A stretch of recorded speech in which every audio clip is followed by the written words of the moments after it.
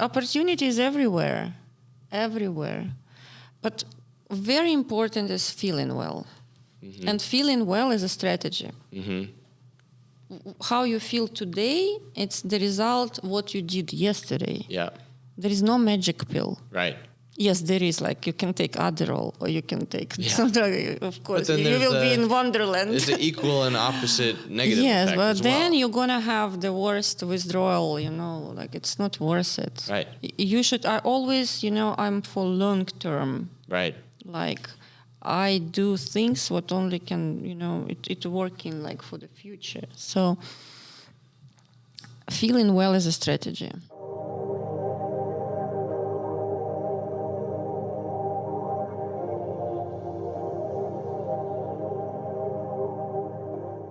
All right, so we started getting into some of the juicy details when I first got connected with you last week, but I wanted to save a lot of it for this conversation because I was really interested to hear your journey over here from Ukraine. I wanted to hear more about that because that sounds like quite a crazy story, but I didn't want to spoil it. So let's start there.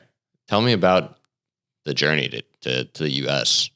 Thank you, and thank you for having me today as a guest on your show. Of course, my pleasure. Well, my journey is like a roller coaster, to be honest, but it's kind of story of awakening. And with my story, I show people the evidence of what is possible. And my world is world of no excuses.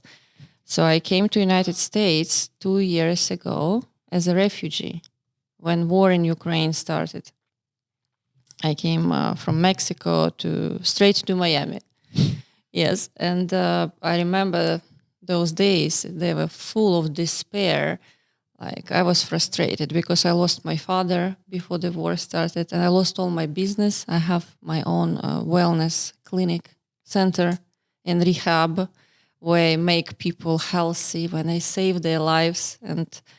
But I think through challenges, we grow, and bad times, they create strong people. So I came here and I was surprised that so many friends wanted to help me and so many people, they were ready to open their doors for me. And I came here to chase my dreams. So I never felt myself miserable because life is not about playing a victim. Life is not about judging or demanding or blaming someone. I never blamed Russia. I was always happy. I was excited. I was like, wow, now it's time to make my dreams true. So I came here. I was super excited. How did you transcend the feelings of fear and loss into excitement? Because so many people live and they have micro problems compared to losing a business and having to move. Mm-hmm. And they're overwhelmed, focused on those problems so much, right? Yours trump a lot of people's small problems, and people still live in that state of scarcity and fear. How do you transcend that energy? From pain to purpose. This is amazing. So in pain, you can find the deepest purpose. And I would say I see everywhere as an opportunity. Even when you are in a very, very dark place, it might be the beginning of the most interesting journey, because what happened to me, it brought me so much awareness, so much new, totally different attitude, new values, it was like massive shift in my mindset, because in 1 second, all changed, and I was very, very mindful. I remember first 3 months, I was on the ocean, meditating, thinking, because I always use questions in my work. I'm a logotherapist. And I say, okay, I'm here. What can I do? Who I can ask? What can I read? How I can be valuable? How I can be useful? And it's so funny, your micro problems, like you said to me. So people blame, so many things. Like, I came here with my only suitcase. I didn't have social security number. I didn't have anything, no credit history, no friends, no family, by myself. And already in 2 months, I already started making money. I didn't have employment permit yet. So I was like consulting, coaching, doing yoga, and doing online sessions with my clients from London. And they told me like, Karin, oh my God, how you make it? Like, you are so happy. You lost everything. Like, your life is like roller coaster. But I woke up every day. I remember I slept in Airbnb, like in hotels. I didn't have a place. Even I couldn't rent apartment because I had no history. I had no, and it's such a headache to rent apartment in Florida. They need all like your history, referrals. Yeah. You need to pay up front. So I woke up every morning, opened my eyes, and like I've been thinking, okay, where I am today. And when you first wake up in that situation, are you immediately flooded with the thoughts of fear? And then do you have to ask yourself questions to get away from them? That's one more technique I use. Okay. I always wake up excited. Set the tone for the day. Yeah. I have my own mastery tool. And even when I woke up in R&B apartment without kitchen, I remember I've been washing my clothes, like buying sandwiches and enjoying juice. And I woke up excited. I was like, okay, today I'm going to meet this person. I'm going to call someone. I'm going to go to the ocean. I will record new meditation. I will make still people happy. And I woke up every day excited, every day. So how does someone wake up excited though when they're in those circumstances? You have to create things you look forward to. Like, baby for Christmas. The problem of many people that they do not have excitement in their life. Even super rich, wealthy people, they do not have excitement. I have my client from London. He's like always unhappy, flying on private jet, buying second boat, always unhappy. So this is the problem of people. They have no excitement. They have no enjoyment. Don't know this joy of living. And so it's very easy. You just need to create things you look forward to. Yeah, but I feel like even from my own life, if I listed out everything good and everything bad, there's probably 10 times more good things than bad things. But I noticed my attention focusing on the bad things more often, which changed my energy.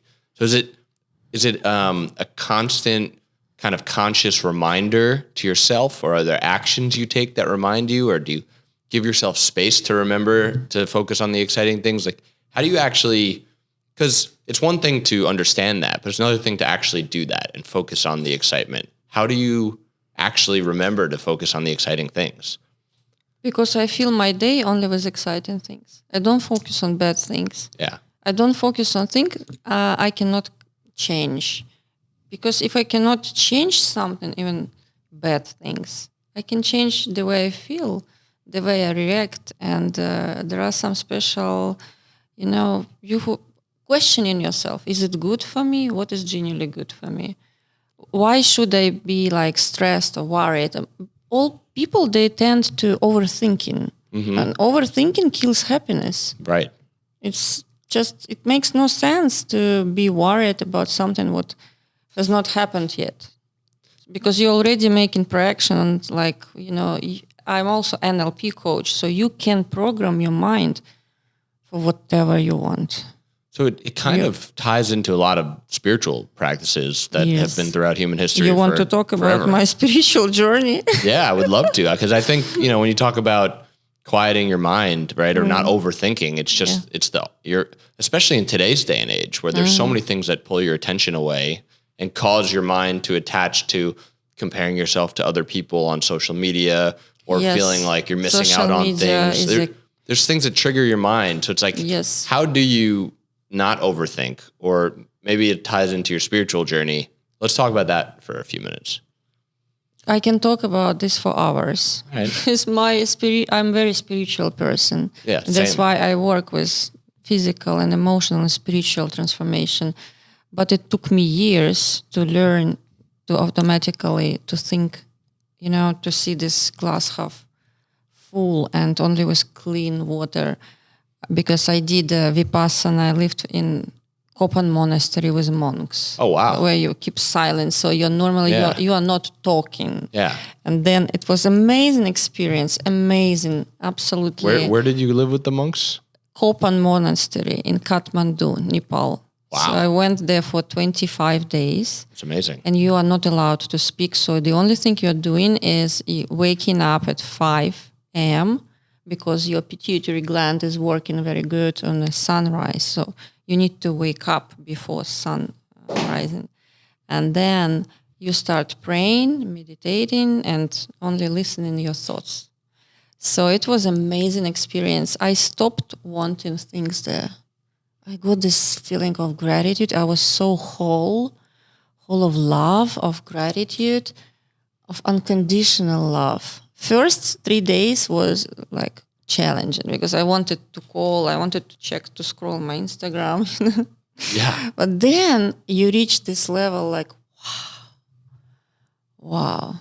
Like I'm so full, I'm so whole. I'm like, Well, we have that inside of us, If but we it's clouded by all the inside stimuli. of us, we have everything. It's all there. It's but all there. Most people can't seem to find that. They seem to think, I need to get this thing. I need to go buy this house or find this relationship or something before I could feel this. Yes, because again, when I do rapid transformational therapy, 3 questions. Am I lovable? Am I good enough? And am I good enough? It's social media because people think they are not good enough. Mm-hmm. We didn't have Instagram before. We didn't have social media. And I think we only need to be focused on self-improvement, but what is genuinely good for us, for your body, for your soul, not for, to prove something to your neighbor or to your parents. So you need to listen to your body. And that's only questioning. Yeah, I seem to think, and there's many different kind of spiritual philosophies, but whenever I think about myself, I think of my mind or my ego and then my soul and my true self. And it's, most of the time I'm living in my mind, but when I can live from my soul, I seem to feel much more radiant and happy. And it seems like things around me happen better. But it's a battle. So, and the main battle I think is with social media. I think that's the thing that pulls, at least for me, pulls my attention away from my soul. So what's the healthy relationship with social media? How do you exist using social media, but not? You need to watch who you follow. And you need to follow only people you can learn from them. You can make your life more quality. You can become more knowledgeable. And this kind of people, very simple example, just go to my account and look who I follow. So I follow very interesting, incredible people. And I don't spend a lot of time watching the whole day. But learning is a key. And be careful who you listen and what you read. Like life is about people you mix with and books you read. And what you also, now we have this era of podcasts. Yeah. So also, what are you listening to? Right. Yeah. So I do want to circle back to the Vipassana, to the monastery. Yes. Yeah. I know you're there for 25 days. You mentioned it took 3 days to kind of get past that hump of 3 days wanting. were very complicated, challenging. And sure. you also, you want to replace this with maybe some food. Our body needs dopamine. And right. Because I'm also very good in hormones, happy hormones. They give you only rice and water. Wow. So you don't have even some spicy So there's nothing food. to give you dopamine So aside from yourself. Nothing. You keep diet and you keep diet before. So it's kind of not just spiritual diet. It's diet in your life, in your sexual life. Right. So you just become like saint, so pure and pure like this bottle of water. Yeah. And your thoughts become. So I started thinking for purpose. I started praying for purpose. And then I started, when I came back to London, I started speaking for purpose. My career went super successful because I had massive shift in my mindset, how I speak, how I think, and just questioning myself. Do you think that time period at the monastery was a pivotal pivotal thing for It's you? cleaning. It's also cleaning your neurons. And, you create new chains in your head because it's very good to wake up early. Yeah. Your serotonin, dopamine works better, and you build you reinvent yourself. It's good to go there, not just for someone who is looking for self-improvement or self-development. It's good for all people. I think everybody should try this, especially those who tend to overthinking, who are full of anxiety. But some people would never make it. But we have this beautiful essence inside of us that it's sometimes we don't even remember we have. So it seems like going to something like that shows you a path to find that. Some people go because it's fashionable, like to say someone like, oh my God, I did Vipassana. Some people do this because it's like trendy. It's not trendy anymore to go to Mykonos and Monaco and Dubai, for example. It's like very super successful people. They go for spiritual journey. They do not invest into fancy vacations. Like I say to my clients and my students, do not invest into fancy vacations. Yeah. Invest into relationships. Invest into your development. Yeah. We didn't end up doing it, my wife and I, because, she got pregnant, but we discussed going on a honeymoon to a silent retreat for a few days. Yes. And then going and traveling afterwards just to kind of decompress from, because even exciting and fun things like a wedding, it's like sometimes you just need to get back to center. So how would you to connect and disconnect? If you're coaching someone and they don't have 25 days to go do something like this, how do they disconnect? Or it doesn't have to be quick, but what's your prescription for someone to start to quiet the mind? What is the deadline? I always ask because I have very different clients. Yeah. Some of them very complicated. Like some of them really. I have many clients with addictions as well.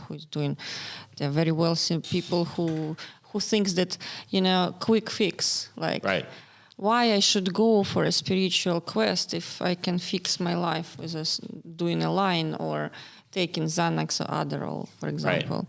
Nobody wants to go deep.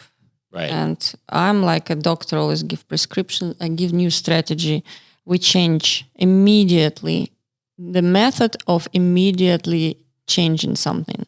So you need to change immediately your habits, how your day looks like, how you wake up, what's the first thing you do in the morning, perhaps your diet, sometimes your friends, your environment. So this method is really working. Like you build completely new system. It takes also some time, but if it's really urgent situation, hypnose and RRT, I can do hypnose. It's like takes 20 minutes, but you see yourself from the side. Wow. Like you see what you're doing wrong, what you should stop doing, what you should start doing. And it's very interesting technique. It's very like deep. And some people, they're looking for ayahuasca, like this psychedelic plant. I also did ayahuasca. Yeah. I tried everything, to create the best life-changing programs. Right. To make it work. Right. I will not deny, I tried all the drugs in the world. Yeah. Because when I studied neurophysiology in London, it was for me interesting, like how our brains work, like why people want to become high, right? And how the drug can make you high. Why should I take drugs if I can make high myself from nice playlist, from sport, right? From sex, from something like really good. Something that's good for you. So that was my subject of my research. But I wanted to try on myself. So I have a few different directions I want to go in, but I do want to go back to the habits for a moment. Habits because is everything. It's and people listening are gonna say, all right, I understand I need to change my habits. And there's different types of personas. I'd like to talk about two different kind of personas and see what you think, would be good for different types of people. Let's first talk about someone who has created success in life and they have everything, but they don't have joy and they don't have happiness. For whatever reason, they feel like they're lacking something. what are some things that they can implement into their lives, whether it's getting up earlier or a morning routine or exercise, whatever it may be? What are some things, some tools that people can take and apply to their lives to find more of that peace and joy? Implementing new habits and new hobbies, new physical activities. Like I highly recommend boxing, because it's not because you want to lose weight or become fit. Boxing is good for your concentration, for your mindfulness. Yeah, I did that and for like also, a year. it makes you excited. Yeah. Boxing, if I were a man, I would box every day. But I did boxing also. Yeah. Yeah. Whenever I had a trainer when I was in Texas, Dustin, shout out Dustin, he was amazing. And any day I was stressed out, I'd say, hey, bring your mitts, we got to do some boxing. And then I would feel like I'd get in a flow state. I love that, by the way. It's a great habit. Great.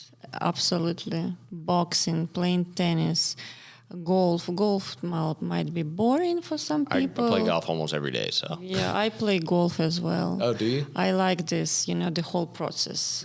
I like beautiful people. It's quality time, because quality people, quality time, quality life. Yeah. So, yes, habits like new hobbies, boxing, playing tennis, golf, new people, putting yourself into the right rooms. And when you around people that, oh my God, I can really leverage my life, I can level up. And something really what makes your body feel good. Like this, you have to know what makes you really good. Like breath work, meditation.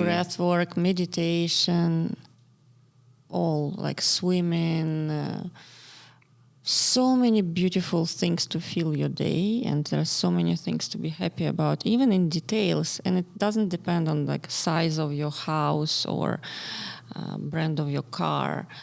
You can still have the most quality life because you program your mind that my body wants to feel good. Mm-hmm. And you wake up and you say, how I can make my day better? What can I do for my body, for my soul? Yeah. Because body, mind, and soul, it's like triangle. Right. Understood You that. cannot detox only your body. Like I have my own wellness center in Ukraine. Mm-hmm. So that's why I created Rehab.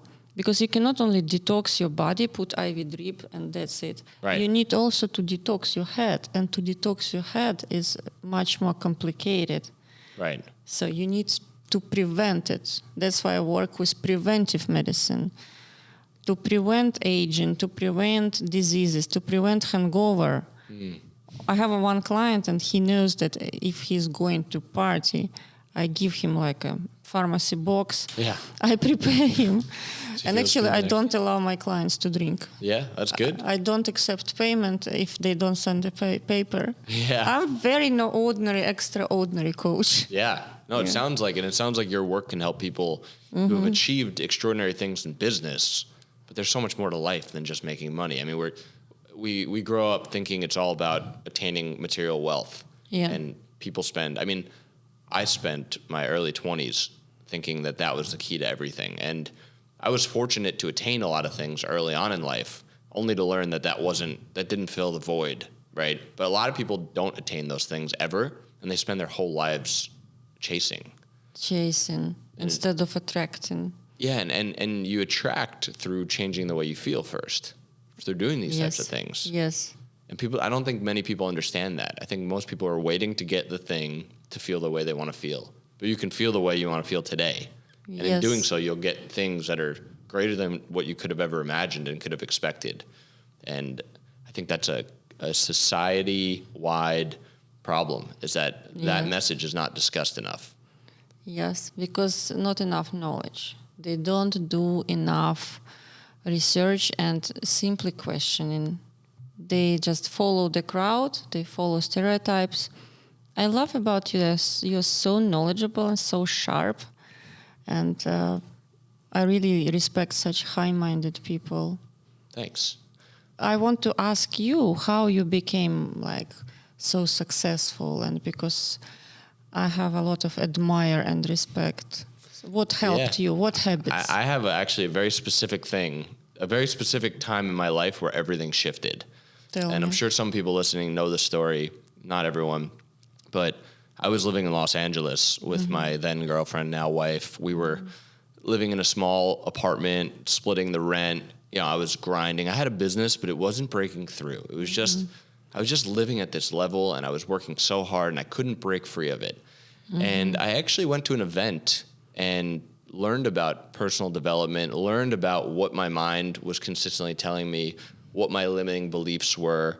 And I did some meditation or exercises, whatever you want to call them, where I very, very specifically visualized what I wanted my future life to look like and felt an attachment to it emotionally.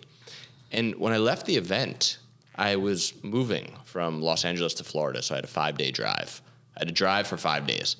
And I had this shift in my energy. And when I got in the car, since I felt different, I started getting different thoughts. And these thoughts were like simple things like, oh, why don't you try this ad, or try doubling the budget here, or try this or that.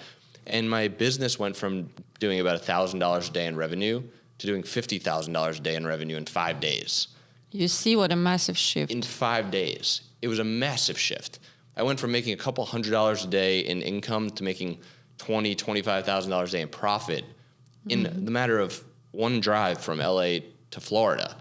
And that's when I realized that you have to focus a lot, or it serves you to focus on how you feel, because in doing so, your thoughts will be attracted. You'll attract the thoughts of the same frequency of how you feel, and they'll propel you in that direction. I used to sit and think, what do I need to do? What do I need to do? What do I need to do? And I shifted to thinking, who do I need to be? And that was a big shift for me. I love it. I love it. What kind of event it was? It was actually Tony Robbins. Tony UPW. Robbins? Yeah. He has many, like the Destiny or... It was UPW. Okay, got it. And then crazy, I don't know Tony, but somehow after years, he saw a video of me and invited me to come on his documentary. Really? And I told the story on it. So wow. It was like, went to a studio in West Palm Beach here and recorded the whole story. But it was a manifestation. Actually, crazy story. I know I'm not supposed to be the one being interviewed here, but no. I like to, occasionally I'll go out on walks and I'll record a video for my future self, like checking in, so I can look back at it one day.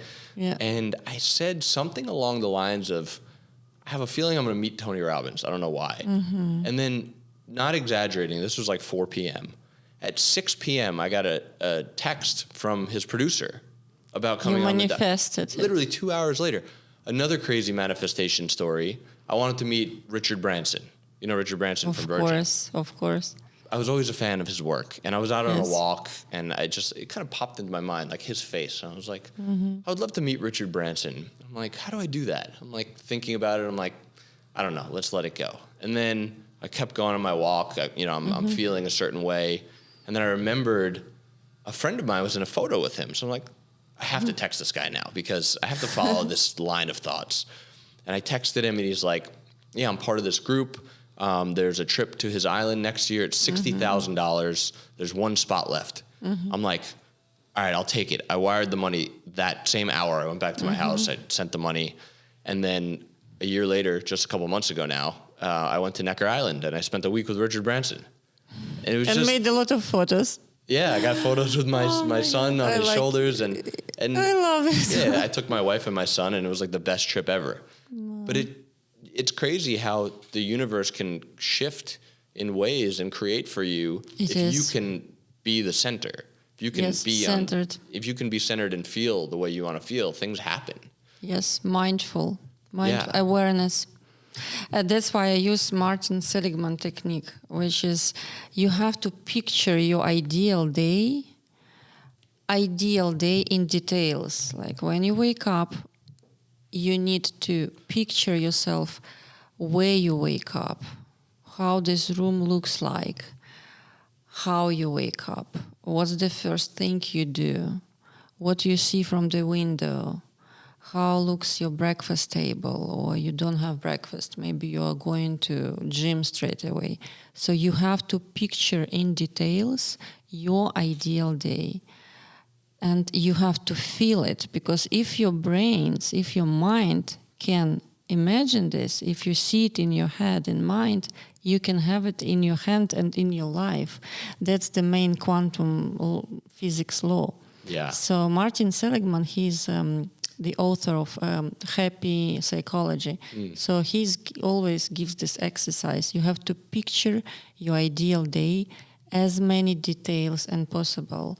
Oh my God, I have goosebumps now because I know my ideal day. I'm very close to it. And how you wake up, what car are you driving, what music are you listening, how your coffee smells, like, or your working place, like all in details. So all. on and that, you have to feel it. That exact exercise of feeling, that was when I mentioned we did an exercise at UPW at Tony Robbins.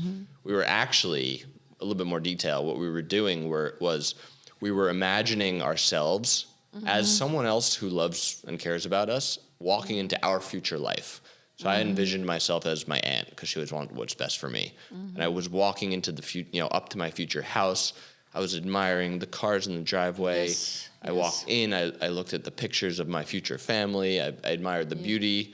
I walked upstairs. I ended up looking in the mirror and it was me the whole time. And it was like a very powerful feeling. And then 60 days later, I owned the car that was in my visualization. Yes. When I did it, I had maybe $10,000 to my name. And then 60 days later, I owned this $250,000 car that Crazy. years of grinding, and I had $10,000 to my name. 60 days later, I owned it because I attached emotion to this very detailed vision. And that's when I realized there's more to this stuff. And that's why I'm excited to talk to people like you who've learned many things beyond what I know. It's really magical. It's such a mystery. We can create whatever we want. We can create a masterpiece. If we use these tools, if we do this manifestation, visualization, if you ground it, if you center it, mindfulness and awareness, and really if you work with your subconscious mind and surround yourself with right things, you can get whatever you want in this life. Choice, the power of choice. How do people, because I feel like there's lots of things that get in the way of people being able to sit there and visualize. Their minds are racing. How do you get yourself into the energetic state to where you could be mindful? Or what are some things you can mindful. It's automatically. I'm always grounded. I'm still. I'm peaceful. I never have anxiety. So even when war started, sitting in a bombshell, like people normally, they have anxiety. Yeah. I have been meditating. I've been thinking, praying, stretching, and I wrote my best works, my best programs, I wrote when the war started in this state of deep mindfulness. I had zero anxiety. Wow. I had zero anxiety, zero stress. So I'm always in this state. I'm still, I'm grounded, I'm peaceful, because peace is delicious. Yeah. And I learned this, I don't know what should happen to make me stressed or angry. Right. I don't know. It should really happen something horrible. The sky should fall. Right. Well, if you live in the present moment, then there is no... And, yes, that's why I work with this creating present mindset, focused mindset, present. That's why people overthink too much. Right. Or they live in the past, or they project some bad things which have not happened yet. Why you should spend your energy there? So you live in this moment, you are here, you are now, and your goal is to make it maximum comfortable, unforgettable, remarkable. Yeah, and that's where the best creativity comes from. We're both right here, right now, I could tell. Right? Yes. There's no planning. I mean, I might be taking a few notes for a question in a minute or so, but you have to go with the flow of life. With the flow.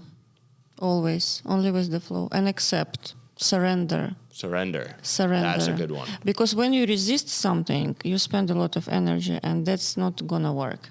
So many people, for example, some women, they're desperate to marry some certain man or get a baby, and it's not happening. Right. And they become more desperate, and they spend more energy there, and it's not right. You have to surrender, you have to accept, and then it will come if it's your man. Yeah. But you never have to force anything in this life.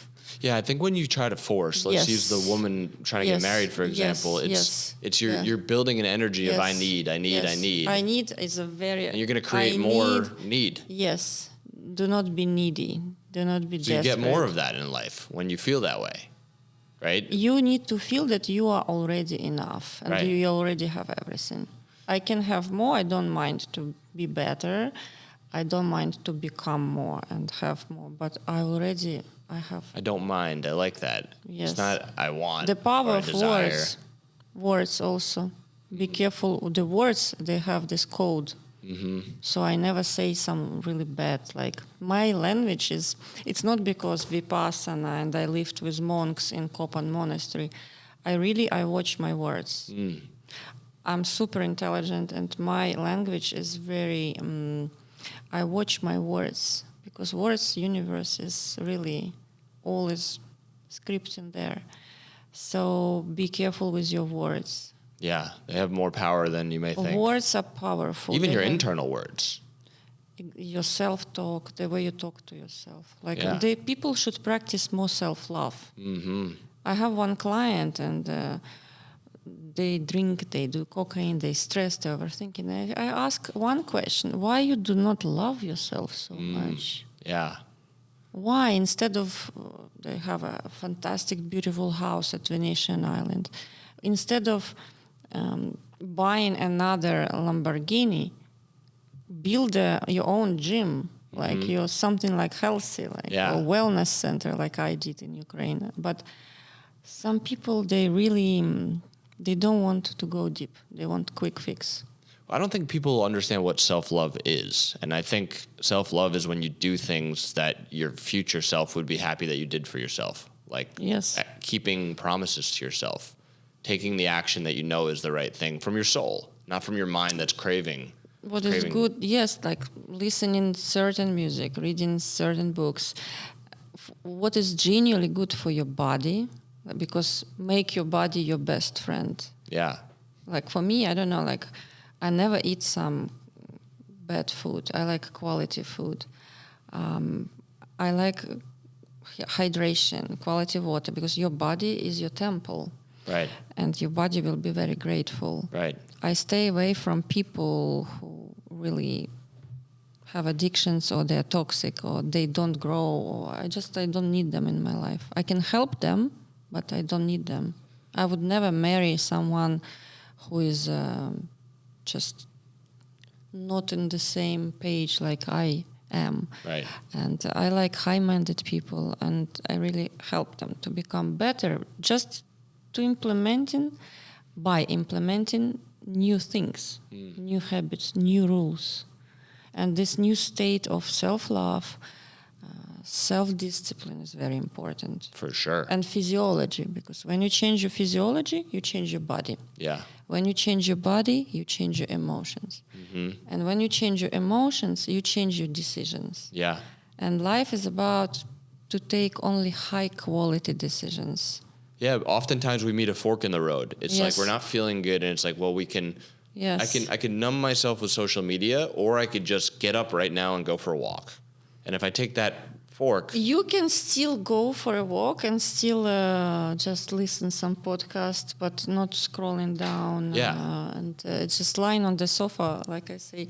If you, like I said, I wrote an amazing post. If you sit on your ass on the sofa, at least make sure that you put yourself into the right room. Yeah. It's like everybody was like, oh, she's so sharp, she's badass.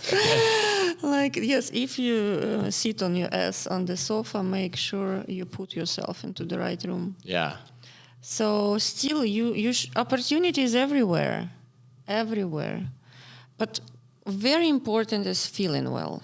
Mm-hmm. And feeling well is a strategy. Mm-hmm. How you feel today, it's the result what you did yesterday. Yeah. There is no magic pill. Right. Yes, there is. Like you can take Adderall or you can take some drug. Of course, you will be in Wonderland. It's the equal and opposite negative yes, effect but as then well. you're gonna have the worst withdrawal. Like it's not worth it. Right. You should. I always, I'm for long term. Right. Like I do things what only can, it working like for the future. So feeling well is a strategy. So what would you say to someone if they're totally new to this world, right? And they're in a cycle that they've been in for a long time. They're working at a job that they hate. They're eating bad food. They don't have good habits. What's the first action someone takes to start on the journey of feeling well? Completely change it, immediately stop it. Just show them how it can be. So change everything at once? Challenge. Yeah. Like at least 1 week challenge. Have you ever heard of 75 Hard? No. It's a 75-day challenge. I've done it 3 times. It's always been great for me. It's a practical tool. If anyone's listening that wants to implement discipline, it's 75 days. You have to do 2 45-minute workouts, drink a gallon of water, no cheat meals, no alcohol, and a progress picture. And if you fail any of those things, you start back from day 1. And it's, for me it's at least... It's like Robin Sharma at Mind Valley. Like who? Yeah, Mind Valley. They have a lot of these challenges. Yeah, it's great because you don't have that internal debate of should I do this or not, and you're spending energy deciding. I must. It's already decided. Normally, what's happening? You fall in love with the way you feel. Like, oh my God, you wake up in the morning fresh. Yeah. Your thoughts are fresh, your brain's like the way you feel, you have more energy. Sleep is also very important, to get enough sleep. I did some research. If you don't get enough sleep, your body, it's like you get a lot of toxins. Yeah. So sleep is also like detox. So minimum 7-8 hours. And in London, they did research that if you don't have enough melatonin, which is a sleep hormone, you're at the risk of getting cancer. Oh, wow. Yes, so melatonin is very important.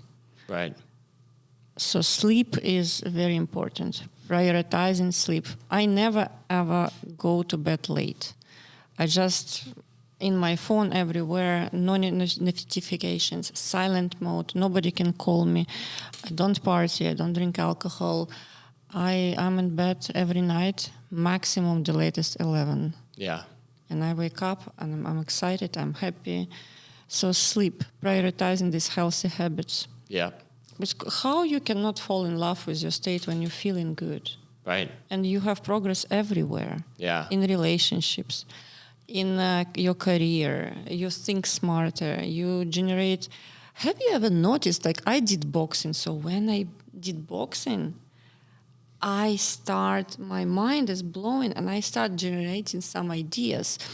Sometimes I told my trainer, stop. And I take my phone and I record because I created already some new program or new plan. Okay, I'm going to do this workshop. Yeah. Because when you do a lot of physical activities, your brain works better. Yeah, 100%. Like, it's incredible. Like when I do running or jogging, I always stop, I record my thoughts. Yeah, same. I actually kept a whiteboard in my gym at my house in Texas. So when I'd be boxing, I'd be like, hold on a second, I'd go write an idea. This is nice. Yeah, and on runs, I think at least for me, if I'm feeling overwhelmed or if I'm feeling stressed, I go out and run 3 or 4 miles. Yes. By mile number 2, all the problems that seemed like they were devastating or so hard or so challenging, they're like tiny little flies. It's like, oh, that's no problem. I can just do that or do that or do that. Yeah, it's not. It could be worse. It's not so bad. Yeah, the key is changing your physiology. But how cool is that when you feel good? And everyone has that tool. Everyone has the ability to feel good, no matter. Yeah, if you people can't just run, don't you can use walk. it. If you can't walk, you can do something else. I mean, there's tons of things. Stretch. Yeah. Like my grandmother and my mother, I'm coaching them, so they're still in Ukraine. So my grandmother is 94, and I sent them Pilates equipment, and when they were in a bombshell, because last year they had no electricity. They cut it. It was horrible. Wow. I called them, I FaceTime. They were happy. Because, they were still, it's not an excuse. You still have to look after your body, look after your mind. Yeah. This Pilates ring, you can do it everywhere. To stretch, to do at least something what is good for your body.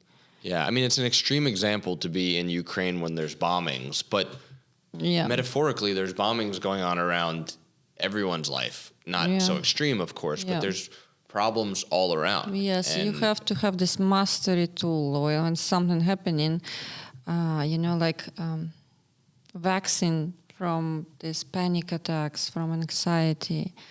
So you have to have this mastery tool. It might be meditation. It might be call to your friend who is like positive and grounded, calm. Or actually, it's a good idea for everyone to have a mentor. Like the power of mentorship is amazing. So you have to know what to do. It's like when emergency to call 911. So the same with your relationships.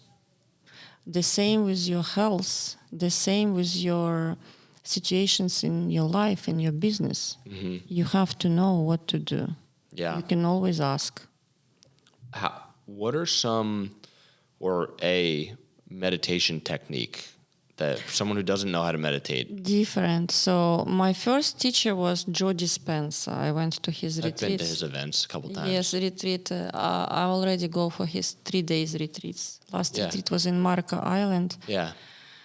So I started writing my meditations by myself.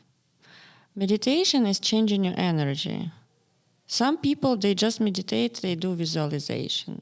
Some people, they meditate, they think, they become more mindful. I write meditations like for relaxing, for sleep. I write meditations which are really, they're like little mini hypnos for relationship, for goal setting, but all of them makes you feel good. Yeah. They makes you feel loved, valuable, that you are loved. You are already good enough. And it starts with surrendering, letting go. Surrendering, yes. Letting go and being present, just to stop this self-talk, especially negative self-talk. Yeah, and once you can quiet especially, that. And especially these limiting beliefs people have. I'm too old. It's too late. Seriously, I'm 41. I just started living my best life. Yeah. Like a woman. I'm planning maybe I'm going to get married again. Like, I just started living my best life. And people sometimes say, I'm too old, it's already too late, I don't have money, like there's so many excuses and limiting beliefs. Yeah. Well, all of your beliefs come from your experience. You have to feed your belief. Yeah. You have to feed your mind, to feed your belief, your hope.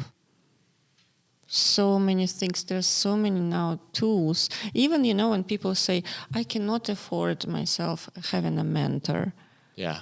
There are so many free information, free Facebook groups, free communities. If you open Facebook, oh my God, Jesus Christ. And LinkedIn, you have for this, you pay only $20 for LinkedIn Premium. Yeah. It's like such an educational base. So I don't say like everyone, you need to save money and go to Tony Robbins Platinum, which I did. Yeah. I left my ex-husband, I got divorced because he was always mad that I wanted to grow. Yeah. I didn't want anything. Right. No fancy bags, no vacations. I wanted to go to Tony Robbins, to this. And then it didn't work. Yeah. I had to leave because I was younger and I was crazy. Yeah. In a good way. How do you think being a parent affects your desire to become the best version of yourself? Being a parent is the best feeling in the world, because my daughter now, she's like my friend. And for me, nothing can be better when she says, Mom, I'm proud of you. You're the best mom. I'm praying for you. I'm thankful to God for you. Being parent is very life-changing. It's like your heart is walking around, and the only thing you want is your kid to be proud of you. Right. Because you need to guide your child through life and to be role model. I'm role model for my daughter. Yeah. I'm role model. She's reading my books. This is the best. It's like conscious parenting. Yeah. Yeah. I'll say as a new father that having a little boy to be an example for Yes. gives me the extra juice that I need to make those decisions to do the right thing on a daily basis, to keep the promises to myself. Yes. I need to be an example for him. Role model. Yeah. You are and you will be. Yeah. An example of what's possible. Yes. Example, what is possible. Yeah. You are the evidence of what is possible. Yeah. You show him already that, look, you can do this and you can do this. Yeah. And you can do so much in this life. He's very blessed and lucky boy to have such a father. Thank you. Young father. Yeah. You know, I always knew I wanted to have kids, but there was always part of me that was like, yeah, when you're ready, sometime, when you're ready. And I went and I did my first plant medicine journey a couple of years ago, and we had a voice recorder on, so you can kind of record your journey. And the first thing I said was, have kids, have them now. And it's like, I knew my soul wanted that and knew it was the most important thing, but my mind was fearful, and it was holding me back from doing the thing I knew I wanted to do most. And I think that happens throughout every area of life. People get clouded. Yes. Their minds. I love your attitude to life. You should have more children. Yeah, I'm definitely going to have at least one more, maybe two. Yeah, I love your attitude to life. It's such a blessing to meet such people. Yeah, there's, to have a platform to share these things, I feel like it's our duty as humans to grow, because there's no blueprint. There's no right or wrong way to live. There's only experiencing this one time you have. And experience. And life doesn't come with a manual. Right. So experience is the most important. Or it comes with a million manuals. There's so many different ways that people say you should live. Yes, you need really to get through something. Like to be a good parent, you need to be a parent. You cannot, for example, when some coaches, they teach people how to make billions and they are far away from billions, or they teach how to be a good parent and they never had children. So I wouldn't say it's very... So what are some of the best resources for people, whether it be books or podcasts? What are things that you recommend people consume? Do you have a favorite book or something that you think? I posted yesterday on my Instagram account 10 books for self-development, 10 books for wellness. So you can make detox at home, for example. I always share with my followers, with my clients, with my students, all this knowledge, all this experience, all my, all I had from my journey. I don't tell them to fly to Peru to do ayahuasca. I think they should try this first. They should try this first, and they should try this first. And this is like, to read a book is just a small step. Right. But books are my best friends. Which one is, if you had to tell people there's one book that's a must read, what's your favorite one? Outwitting the Devil, Napoleon Hill, which is Think and Grow Rich. Yes, because devil is always there. Yeah, he does such a good job personifying this. The best. It's like, that's a great one. Outwitting the Devil. Yes, I like books which are really, I consume them. I can eat them.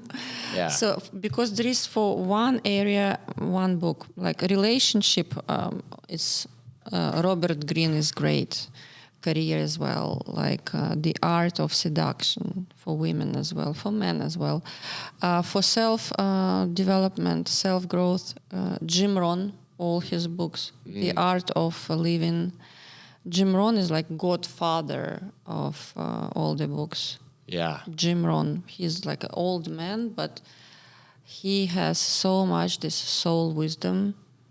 And Viktor Frankl, which is existential analysis, logotherapy, questions, right questions you need to ask yourself.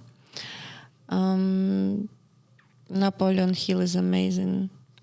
Atomic Habits, which is very popular now. It's like, if you cannot afford coach, this book can coach you to help you to become more self-disciplined. For health and wealth, David Sinclair, Lifespan. He tells about all new anti-aging protocols, how to prevent aging, how to prevent diseases. I'm a big fan. I'm a doctor by myself, so I like alternative medicine and preventive medicine. So David Sinclair wrote an amazing book. As someone who knows a lot about health, there's so much information out there. There's so much contradicting information. Do you have any things that you're like, oh, everyone should do this? Everyone should be living healthy lifestyle. That's how you prevent your aging. That's how you don't need to wait unless you become sick. Yeah. Wake up early, do your workouts, cold plunge, eat healthy. Do not drink, like sometimes maybe. Yeah. Like don't have these bad habits, bad people in your life. All is so simple, and people make it complicated, like stem cells. I always say that I don't mind. You can do stem cells. You can do this IV drips with glutathione, NAD. But why you should do this if you can just prevent it? Yeah, and if you're not doing the basics. Yes, you should do the basics, and then you will not need these stem cells. You will not need glutathione, NAD, this bunch of supplements. Right. Also supplements, you need to know maybe too much of supplements is also not good. Moderation is a key. Yeah. I never prescribe supplements unless I see blood work. Right. Because sometimes there are some people who they have high iron, like me. Right. I'm too I think I have high dopamine as well because I'm always happy. So you cannot even, you need to know your body, you need to know your functions. Yeah. And also not too much, moderation is a key. So there's these simple things that we can do, but so many of us don't do it. We're self-sabotaging. Why do people sabotage themselves? Why don't people do the things they know they should do? Not enough knowledge, not enough guidance, not enough experience. But even the people that know, okay, I should get up early, I should work out, I should do these things, and they still don't do them. Why don't they? Not enough motivation. Yeah. Not enough, when you need to do this. Not enough, maybe guidance and right person by your side. And when you know that this is bad for you, and there is nobody who can tell you this, and they try to escape, they try to make this quick fix. Mm-hmm. And I think they need to go to therapy, or they need to change life completely, like 12-step system. In rehab, they do it like you change completely your environment, your habits, how your day looks like, how you wake up, where you wake up. Some people change their phone numbers. Yeah. It's like total breakdown. It's like life makeover, and you can redesign your life. Yeah. You can. You always can reinvent yourself at any age. Yeah. I think most people are comfortable enough with life, but they know they'd like to do something else. They don't have enough of a reason why. And that's where I think these big challenges in life can become blessings. These hard times can become blessings because they propel us to try new things. Some people, they're just okay. I saw yesterday, I was in Whole Foods and I was buying my organic fresh food. And I was like, there was a salesperson, a young, handsome man. Oh my God, I looked at him. He was so kind to everyone. He was singing, dancing. He was he had such an incredible, and he's okay. He's just okay with his life. And some people, they make it complicated. They want more because, again, social media. But I would say that mental health is much more harder and more complicated. Physical health now, especially now, is more easier to fix. Yeah. There's so many solutions. Yeah. You can become pregnant at 50. You can have a baby at any age. You can do this. You can do that. You can do the stem cells. Miracles, And medicine is like preventive medicine, alternative medicine, quantum medicine. But mental health is much more important. Right. Mental health. That's why you always should start with your mental health. With also energy. Work with your energy. Right. Where is my mind? What am I thinking about? How do I feel now? Because energy is also important. Because at the end of the day, the most important is how you feel. Mm-hmm. And you can be powerful, but you still can be miserable. Right. I saw so many people, they're super powerful. I feel sorry for them. Right. It's like they're miserable. Yeah. Especially these famous celebrities, like when your career is going, like football players or actors, they feel that I'm already not good enough. I have I never say names, but great example of one of my client and friend, super famous celebrity. Like he started doing ayahuasca nonstop. He started like looking for, trying to open his consciousness, and he became like so. His life became so complicated. He became so miserable. Instead of moving on, doing like opening doing something different. Yeah. There's always a solution. We always have a choice. You talk about people that are really successful or celebrities who have. Yes. I mean, if you think about someone, let's say a famous musician, they get on stage and everyone loves them and they have this high. Yes, and they need this love is a drug. They need it. Yes, the love is like a drug for them. Yeah, right. But it's a lesson because other people are like, oh, I just need to be like that person and I'll have it. But that person doesn't have it either. It's not about the material things. It's not about the fame. It's here inside of us. They need love, yes, and they need to feel this love. And for them, it become like a drug. And they feel so sorry when younger, more talented, more younger people come, and nothing lasts forever, you know. So I would say you always need to find your purpose at any age. Something what excites you, how you can be valuable, useful. You know, there was a conference of Grant Cardone, 10X. Yeah. And there was Arnold Schwarzenegger. Yeah. Oh my God, his speech was amazing. Yeah, he's an incredible human being. He's incredible. He's super human being. Yeah. Super humble. Yeah. Super humble. And he wrote a book, Be Useful. I fell in love with him after I heard his speech, and he was so nice. And I also think it's very important in life is to be humble, to stay humble. Humble and hungry. Yeah. Yeah. And excited. But I feel like social media is the antithesis of being humble because subconsciously you're comparing yourself to others and you feel like you need to prove something. So a lot of these young, successful or just starting to be successful, oh, I need to, get the Van Cleef things and the, the Rolexes, and nothing wrong with those things. Yes, I know. It causes people to not be humble because they feel like they need to keep up with everyone else. I always go, I break the system because some people, they spend so much energy on there, like to prove something to some people who really, they don't make difference in your life. Right. Look at the most successful people. They they look like simple people. Yeah.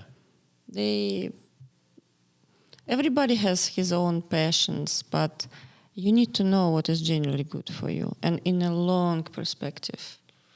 Yeah. What is good for you, what will be good for your family tomorrow. Not just this, to rent a fancy boat for 30,000 just to post photo on Instagram. Yeah. Hi, this is my life in Miami. Right. Yeah. I would better make this money work. Yeah. I think people, they're like, oh, I'm doing this cool thing. I need everyone to know about it. Otherwise, it's not worth doing it. And it's like, that's the opposite. You're doing it because you want to have the experience. Yeah. And it becomes an addiction to see how many people think I'm cool because I did this thing. I went through that trap when I was in my 20s.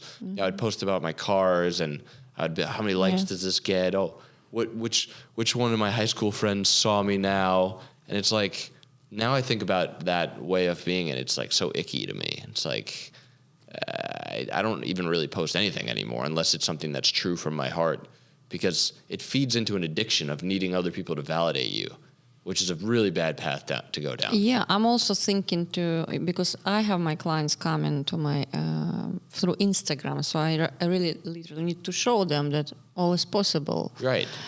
But if I do post something like fancy, there is a context, like how I got this. Right.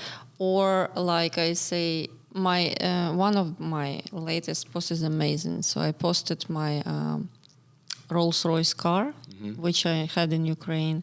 And I wrote like a mini essay that my life is like roller coaster. So 2 years ago, I woke up in my own luxury house, like my car, I had it all. And now I wake up in 1-bedroom apartment in Miami I rent. And I feel much happier. Yeah. I've never been so happy. So it's not so my message is always very deep. I hope people read it. Yeah. I hope people don't think that, oh my gosh, she's just... No, that's true. That's true. If you're posting about those things for that reason, yes, it's for not a for reason. self-validation though. Yes, but there are some people who just they just post their life in Courchevel, in Monaco, this, and they never even write something. Yeah. Like, hello, I am. No depth. Hi. Yeah. That's it. Yeah, I never follow these people. Yeah. I had it all. In my life, I was there and I was there. Yeah. But I never felt myself miserable. I was always happy. I was always grounded. I was always like feeling myself valuable. Yeah. And I think if you do this work, if you have these deep conversations, if you produce amazing things and you are centered and you are your best self, you get more validation externally than you could by trying to put things out there. Absolutely. Because, also, I love Maya Angelou. She was mentor of Oprah Winfrey. I know by heart all her poems and all her books. And one of my favorite is, nobody makes it alone. Everybody needs somebody. And her quote, my favorite quote, is, people will never forget how you make them feel. Yeah. They might not remember what you have been wearing, or they will never ever forget how you make them feel. Yeah. So I always teach people, first of all, to think about this, how you make people feel. Yeah. They don't care what you do. They care what you can do for them. Right. That's why you should go from there. Yeah. And you can make people, I believe you can make people feel better by showing up as your most genuine truth. Yeah. So not, what am I going to say to this person, and how am I going to act, and how am I going to smile, and being from a mind. I like to go into situations, not even think about it for 1 second until I'm in the situation. So that my mind is not guiding me. It's my soul is guiding me. Yes, soul. Follow your heart. Yeah. I live through my heart. I can tell. Yes, I live through my heart. I have so much love always to share. Yeah, before I got to know you, when our Zoom call got messed up and I was like 7 minutes late for it, I was like, oh, she's going to be so annoyed with me. And you had zero sense of you were annoyed at all. No, I never. People think, Karina, they ask how you do this. I'm never angry. I never get stressed. I'm a happy person. Yeah. I'm so blessed that I am just like I am. Yeah. And this energy, it's always with me. I'm not afraid of the war or anything. Like, I know that I'm always be good. Do you ever have feelings of fear or anger that start to bubble up that you get ahead of and you remind yourself not to let them take over? Or have you gotten to a point where they just don't even come anymore? What do you mean? You're in this state of peace and presence, right? And maybe something happens or you think of something and you start to realize you're feeling fear or you're feeling anxiety. Do those things start to ever bubble up where you're like, let me bring myself back? I bring myself back straight away. Yeah. Questioning, okay, like, what can I do? Yeah. What is the worst scenario? Right.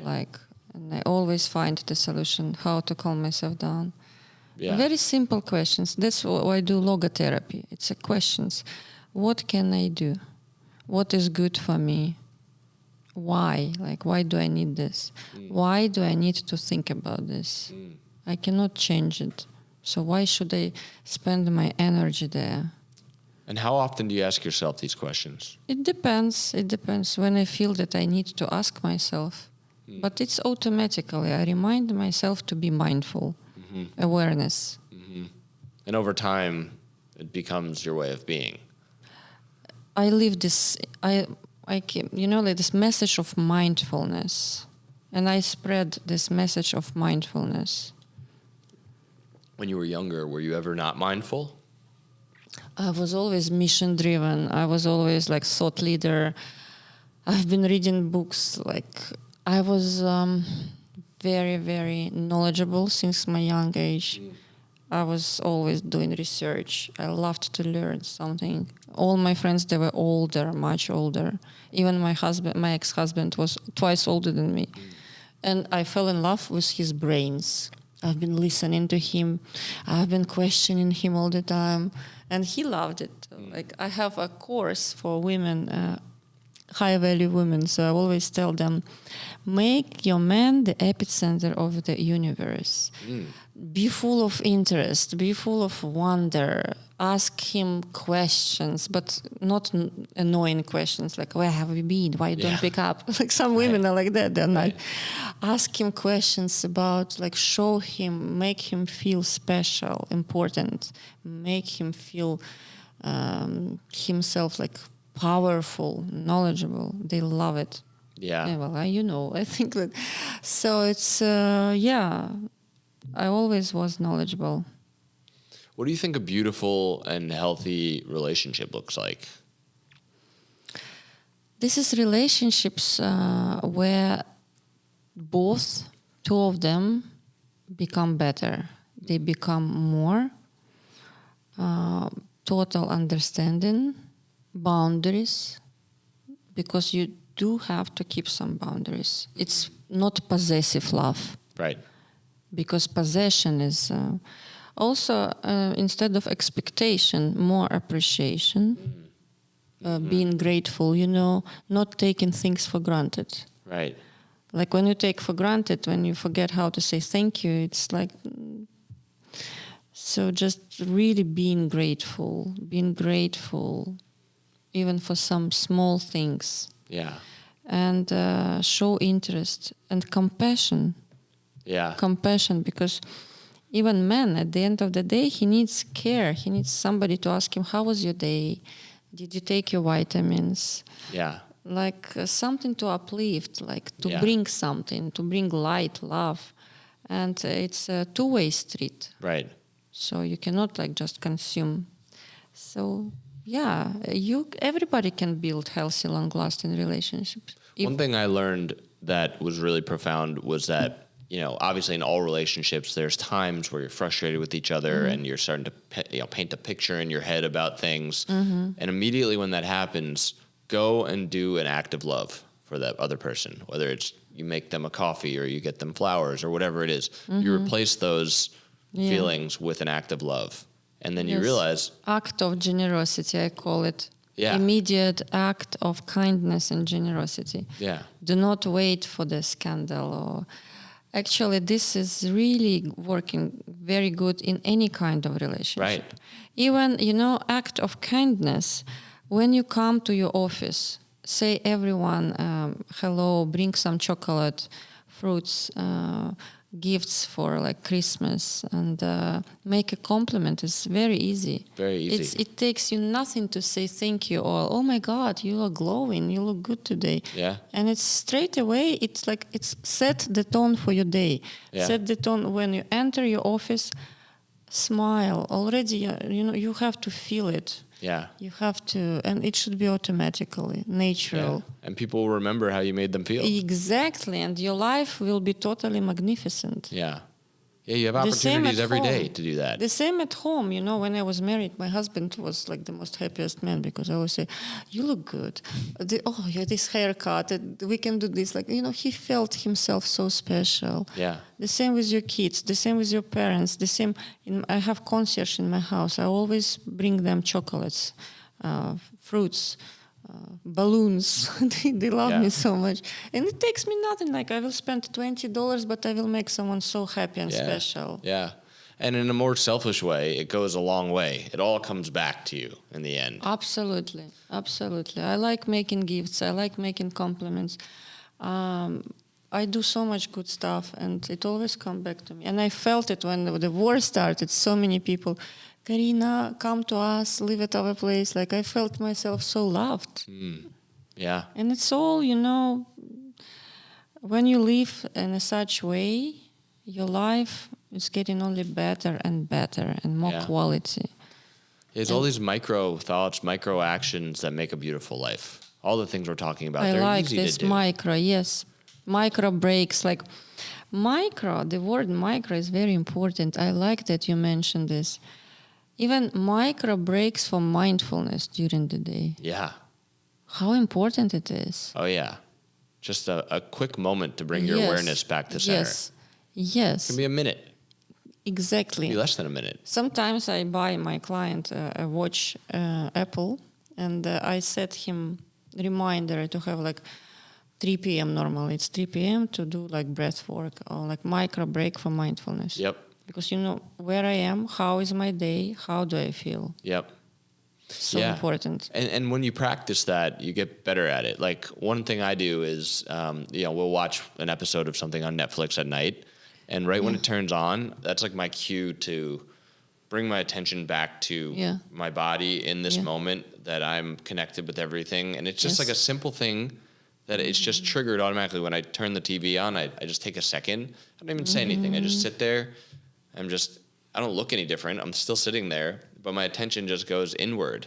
And it's such a relief. It's like all those things going on externally don't matter. But can you imagine this micro change and already making you feel better? Yeah. Yeah, even if it's just once a day or twice a day. Micro steps, micro breaks, micro habits. They even now do micro dosing with these mushrooms. Yeah. But micro dosing is better than drugs and alcohol. Yeah, for sure. Yeah, so micro. That's why, we do this decomposition. Concrete steps, we do them like micro goal. Yeah. Yeah, even something like in between calls, do 10 push-ups. Just something. Yes. And it adds up. Over the course of a year, you're doing thousands of additional push-ups. Yes, I love people who have at their office kind of little workout place, or even I saw some people who have golf. So, yes, like just in your day, during the whole day, you can make it so productive, so enjoyable at the same time. Yeah. Day full of enjoyment, fulfillment, memories, success, and it's all starts with you, with your mind. So, turning in a bit of a different direction, we're in an interesting time in the world with politics, and not just politics, but because there's more information than ever before, people can hear about something that happened across the world in a split second. So people are focused on all these problems, and it's stirring up all these angers and anxieties throughout culture, and there's protests and riots and wars. What's something that people can do that can actually, what's one habit that people can do that can make the world a better place if everyone did it? A simple habit. All people to become more mindful, I think, or like you're talking about daily habit. Yeah, something that people can do on a daily basis that to bring more awareness in life, like to remind yourself that at the end of the day, simple things matter. Love matters, and simple things can be big things. And the first ingredient in life is to find a teacher. Yeah. And I think this is the first. It can be a book, it can be maybe some person, because sometimes one relationship can change your life forever. Right. One relationship can change your life forever. Yeah. So that's why I say always build relationships. Do not invest into fancy vacations. Invest better in relationship. Yeah. Like to buy some expensive online course or program and be around this person. Bring value. Show up. Build your credibility. Like bring something on the table. Be valuable. Yeah. Yeah. I wish they taught these kind of things in school, because you said everyone needs a teacher. Every kid has a teacher. But they're not teaching, even if it was just 5 minutes a day. talking Yeah. about mindfulness, talking about Yeah. love, talking about self-awareness. Yeah. I think that can have humongous Teachers rippling in effects. school, they will not teach you how to live this life. No. They leave you what's written in the book, and it's the most easiest thing. And I think that really to help someone, you need to share your experience. Yeah. Which is what we're doing right now. Yes, Which is yes. amazing. Energy. We're exchanging an amazing energy. I'm talking to you now. I feel so good. Yeah, same. Yes, I feel so good, really. And we exchange an experience. We are sharing our wisdom, our knowledge, and we are mindful. Yeah. So what is your kind of, long-term vision? Where do you want to go? I know you have, programs and coaching and mentorship and books and talks. Where do you see all this going? I will keep going. I will build more programs, and I want to build here like empire. Not the empire is too big word. A circle, community of happy, high-minded people. Movement. Like movement. Let's say it movement. Maybe it's gonna be kind of membership or movement of people who really want to grow and who want to learn to become more knowledgeable, healthy. I love healthy people, healthy and high-minded. And I dream to have my own retreat center and rehab, what I did before. I'm sure I will make my dream come true.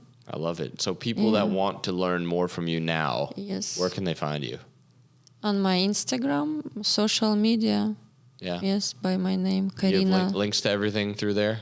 Yes, books, how to book a consultation with me, complimentary 15 minutes session, and also have private session like mastermind. I have some programs, coaching. Amazing. Yeah, I So- love helping people. This is my passion. I can tell. Well, we'll link all your stuff in the show notes. This has been an amazing conversation. Yes. And really enjoyed it. And Me thank you for too. showing up Me genuinely too. and with an open heart. Thank you. I'm always with open heart. This is the only way you should live. That's a great closing note. Thank you. Thank you very much. Thank you.